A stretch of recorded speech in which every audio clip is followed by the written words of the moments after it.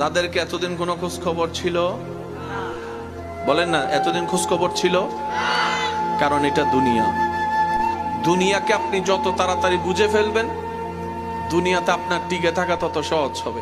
জীবনের সামনের প্রত্যেকটা ধাপ সহজ হবে না, কঠিন থেকে কঠিন হবে, কঠিন থেকে কঠিন হবে। আওয়াজ দেন ঠিক কিনা? কিন্তু হ্যাঁ, যদি আপনার অন্তরের জায়গাটুকু নবী রাহমাতুল লিল আলামিনের আদব প্রেমের মাধ্যমে আপনার বিশ্বাসটুকু রবের উপর হয়ে যায় বরাবর, রবের উপর যদি থাকে পাক্কা বিশ্বাস, ভরসাটা থাকে পরিপূর্ণ, দুনিয়া আপনার জন্য পথ যতই কঠিন করুক না কেন, আপনি যাওয়ার সাথে সাথে রবের রহমতে সেই কঠিনটাও সহজ হয়ে যাবে। বলেন সুবহানাল্লাহ। যেই পজিশনে মানুষ টিকা তো দূরের কথা, যাবে কল্পনাও করতে পারে না, এইরকম কঠিন সিচুয়েশন আল্লাহ তাআলা আপনাকে মুহূর্তে পার করিয়ে দিবে। সুবহানাল্লাহ বলা যাবে?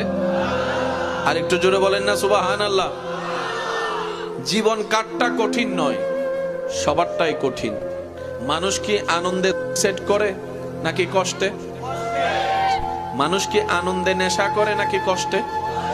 আমার যুবক ভাইদেরকে অনুরোধ করব, গোকুল মামাকে জিজ্ঞেস করেন সুসাইডের হার কোন কোন দেশে বেশি। সিরিয়ালগুলো একটু দেখবেন, কোন কোন দেশের মানুষ নেশাগ্রস্ত বেশি।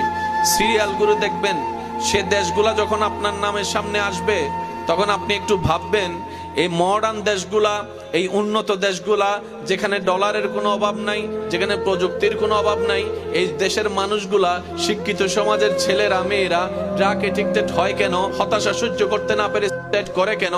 আপনি যখন দেখবেন, আপনি সেই গবেষণার মধ্যে আপনার চোখ কপালে উঠে যাবে। তাদের গবেষণায় দেখে এই এটার হারের ভিতরে, নেশাগ্রস্তের হার ভিতরে সবচাইতে কম রেটিং হচ্ছে মুসলিম ধর্মের মানুষ।